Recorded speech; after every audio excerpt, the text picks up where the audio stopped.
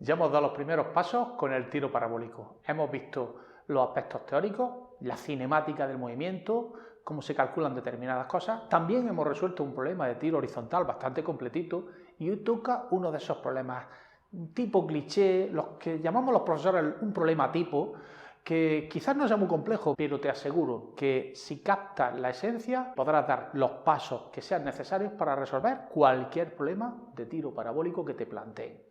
Venga, ¿a qué esperamos?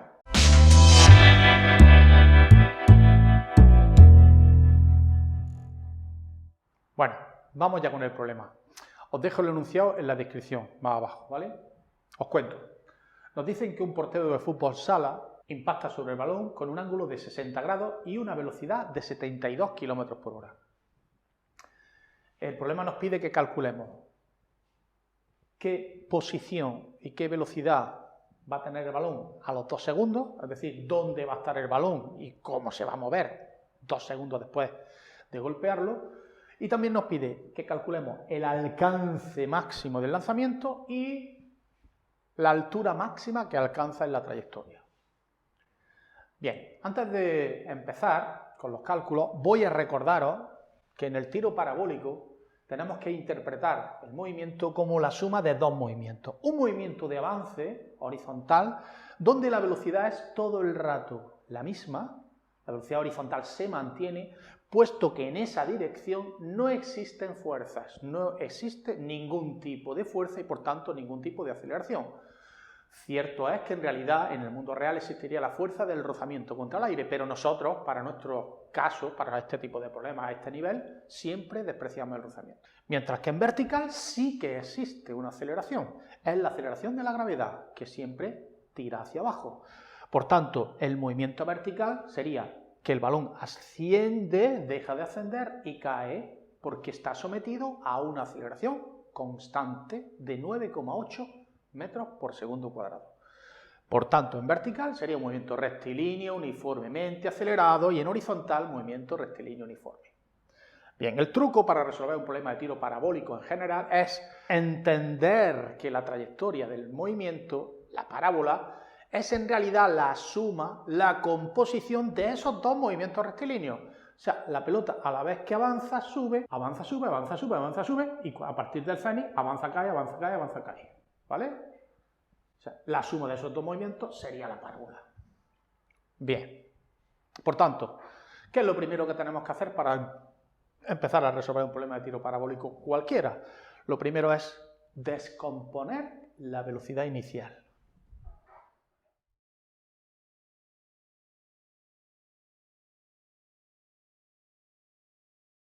La velocidad inicial en el eje X siempre va a ser la misma, es decir, en el eje X la velocidad de avance siempre es la misma, mientras que en el eje Y inicialmente la velocidad era así de larga, digamos, así de grande.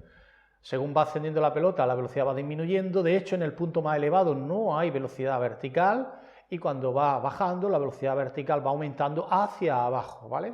Aquí tenéis en este instante que la velocidad vertical sería esta cantidad, pero la velocidad en el eje X es todo el rato la misma.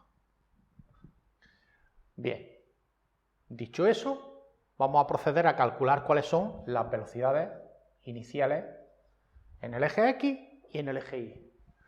Y vamos a escribir las ecuaciones de movimiento porque, de hecho, el primer apartado nos pide que calculemos la posición y la velocidad de la pelota a los 2 segundos. Entonces,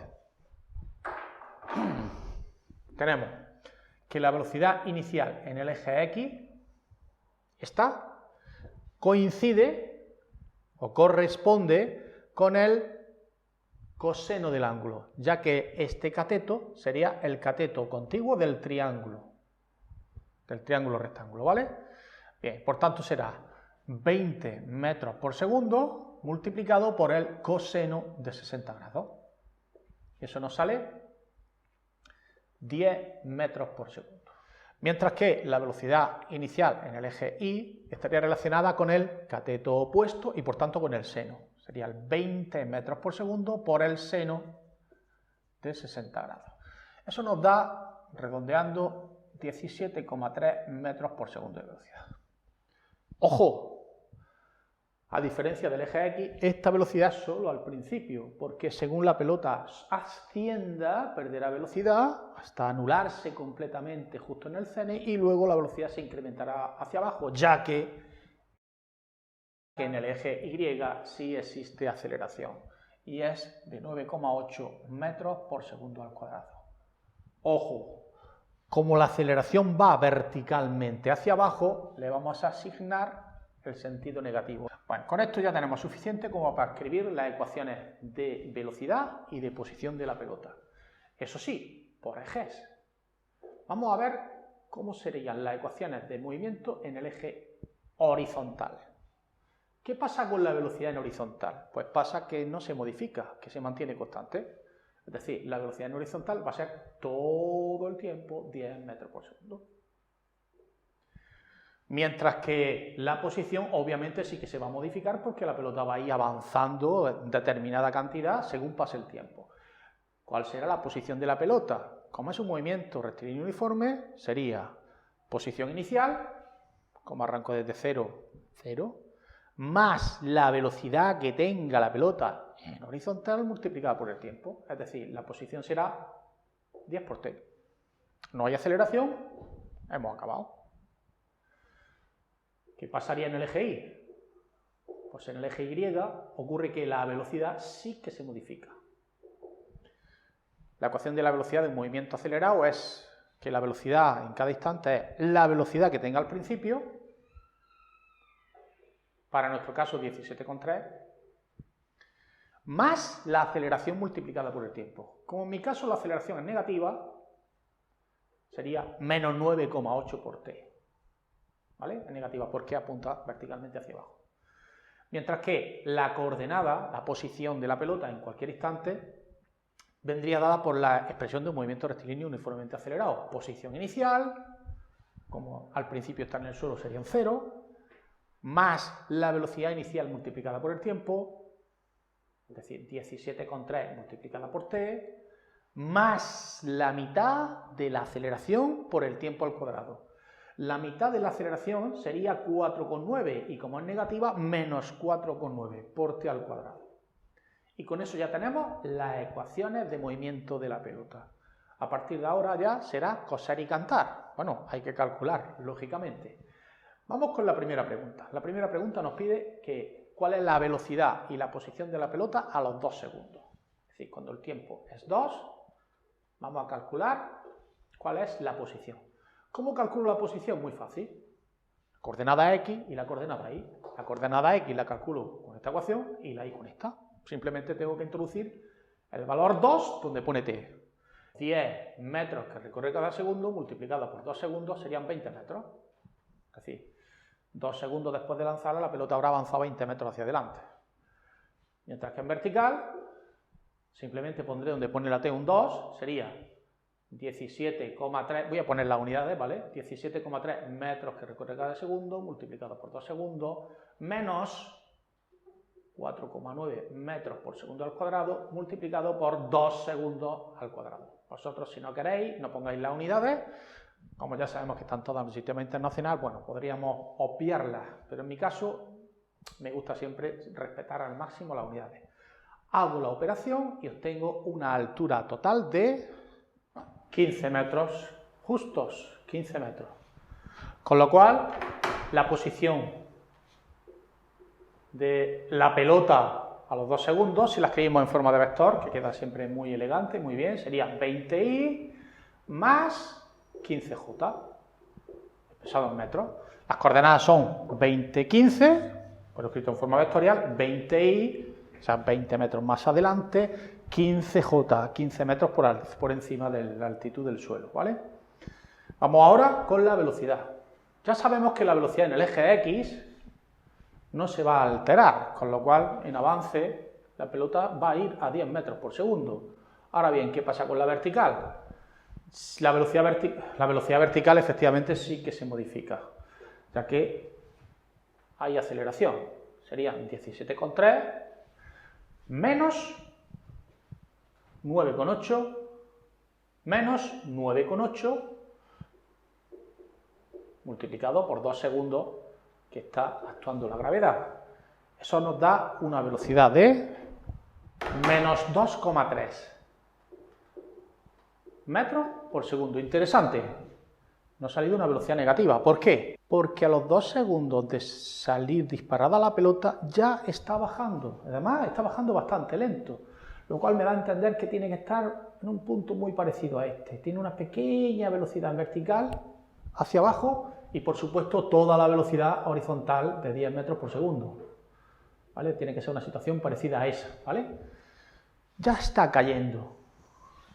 Si escribimos la velocidad a los 2 segundos de forma vectorial, sería 10i, significa 10 metros por segundo hacia adelante, menos 2,3 j, que significaría 2,3 metros por segundo hacia abajo.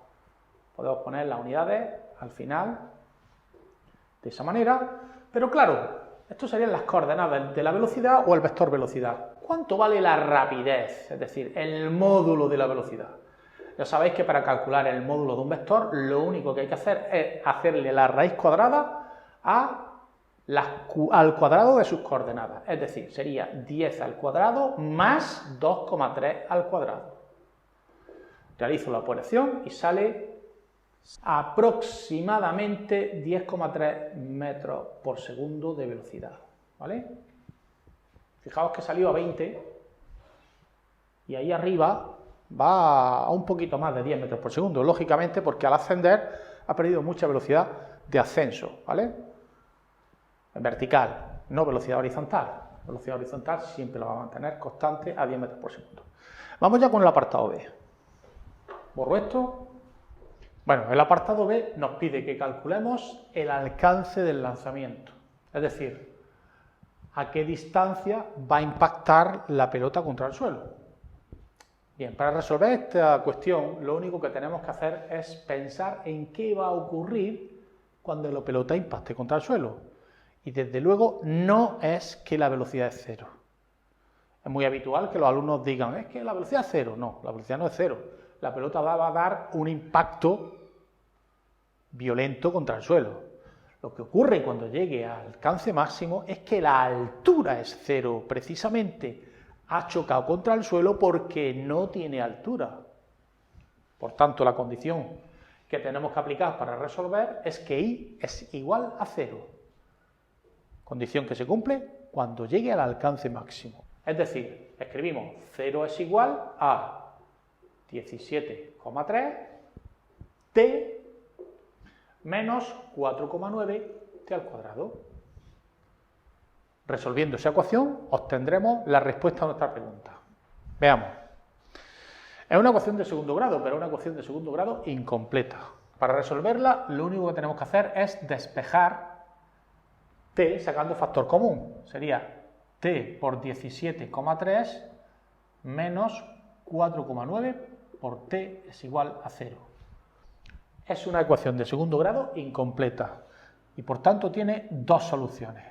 Fijaos que es un producto, es la multiplicación de t por lo que hay dentro del paréntesis. Y tiene que salir 0. Las dos soluciones posibles son las siguientes. Una, que la t sea 0. Esa es la solución trivial. Ya sabía yo que antes de lanzar la pelota estaba en el suelo. No es la respuesta a la pregunta. La otra solución es que 17,3 menos 4,9 por t sea 0. Si despejo el tiempo, tendría que el tiempo sería igual, ojo, despejo el tiempo, el 17,3 pasa al otro lado con signo cambiado, 17,3 negativo, y el menos 4,9 que está multiplicando la t pasaría dividiendo. Por tanto sería 17,3 entre 4,9. Fijaos que los signos desaparecen, ya sabemos que los tiempos negativos no tienen sentido físico, y las unidades serían, el 17,3 es la velocidad inicial, metros por segundo, el 4,9 es la mitad de la aceleración, metros segundo cuadrado.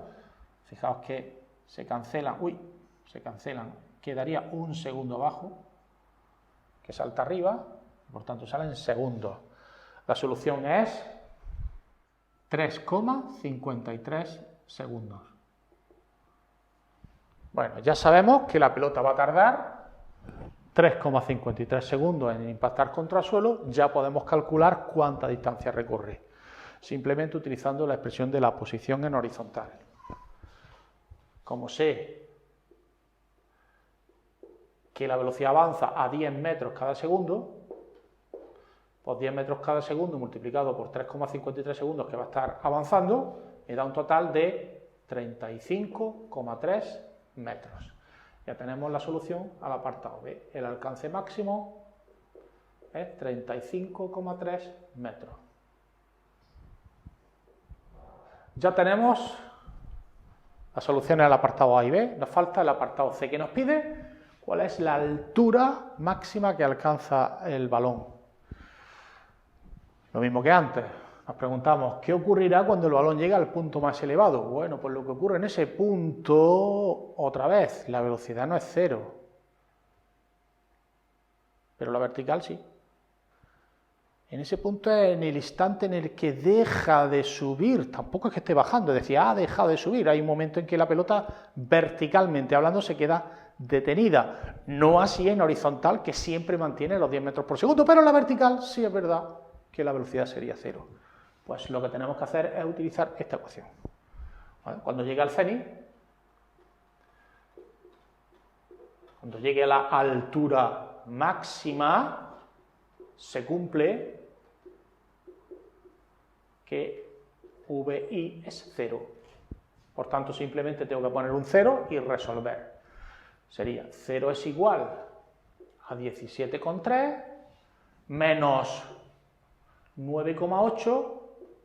Fijaos que aquí había puesto las unidades, las ecuaciones de movimiento no se ponen las unidades normalmente, no pasa nada porque las pongamos, ¿vale? 17,3 menos 9,8, t es igual a 0. Resuelvo esta ecuación, tiene una solución muy sencillita, despejo la t, el 17,3 pasa restando, menos 17,3 dividido entre menos 9,8.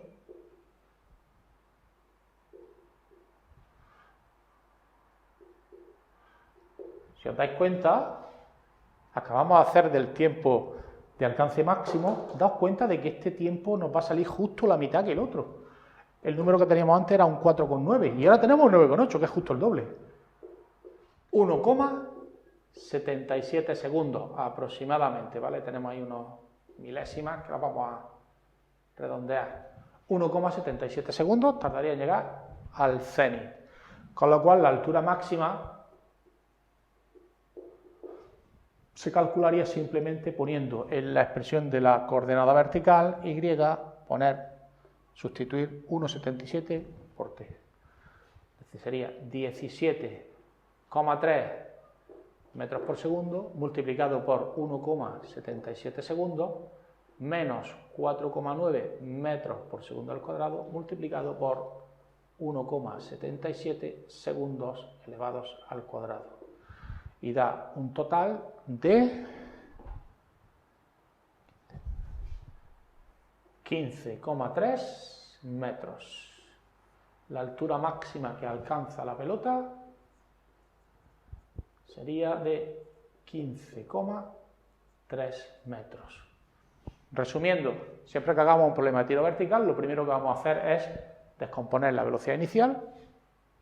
Si nos preguntan muchas cuestiones, como era este caso, que nos hacían varias preguntas, escribimos las ecuaciones de movimiento, y si nos preguntan solamente un detalle en particular, por ejemplo, un examen de tipo test, que suelen preguntar algo concreto, pues bueno, puedo irme directamente a la ecuación que sé que voy a necesitar. Si es la ecuación de la posición vertical, pues voy a esta coordenada, pero si es un problema, digamos, genérico, donde se preguntan muchas cuestiones, como es el caso, pues sí, si interesa escribir las ecuaciones de movimiento.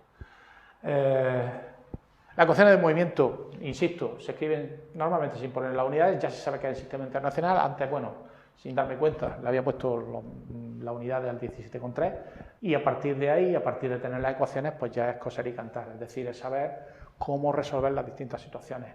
En el alcance ya sabemos que la altura va a ser 0, en el punto más alto que la velocidad vertical es 0 y bueno, y así sucesivamente. Pues nada, espero que os sea de utilidad y que este vídeo junto con los otros dos que ya están colgados en el canal pues puedan ser suficientes como para que os defendáis en cualquier problema que se os pueda plantear. Bueno, pues esto es todo.